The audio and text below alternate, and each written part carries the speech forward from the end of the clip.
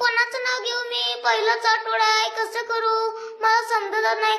Sorry हा प्रभू, मी तुलाच nominate करते. अरे बाई मग पहिलंच घे ना, इतका ड्रामा करायची काय गरज आहे? तोंडावर गोड बोलणं माघारी.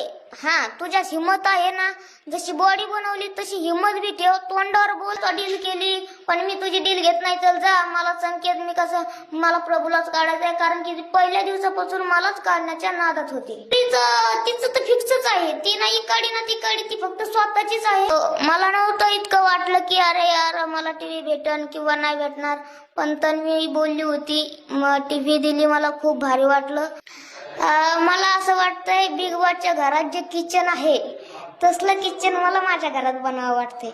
हा दीपाली ताई पण चांगल्या आहेत, त्यांचा गेम आहे, पण त्यांना जरा ते निकष जे देतात तिथं जरा ते कुठंतरी हे होऊन जाते. मला हे बघायचं होतं, पाण्यात उतरायला लावायचं होतं मला त्या संस्कृतीला. आणि तन्वी तर बारामीच बोलती, मी इथंही दुश्मन आहे आणि मी बाहेरही दुश्मनीच राहणार, बोलणार नाही.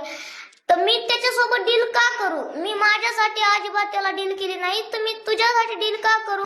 कुठलंही भांडण झालं की ती फुटेज घेण्यासाठी मदत येऊन टपकायची आणि जी तोंड लांबवायची की ती थांबतच नव्हती. बाहेर आल्यावर कळण, तर खरंच आता त्याला बाहेर आल्यावर कळण विशालला काय फॉलोअर्स माझे आणि मी कोणासोबत टक्कर देत होतो. रुचिता पण होती, असे खूप सारे माझ्यावर जळत होते की हा बिग बॉसच्या घरात आलाय आणि हा बाहेर जातच नाही, आपण नॉमिनेट करतोय जातच नाही.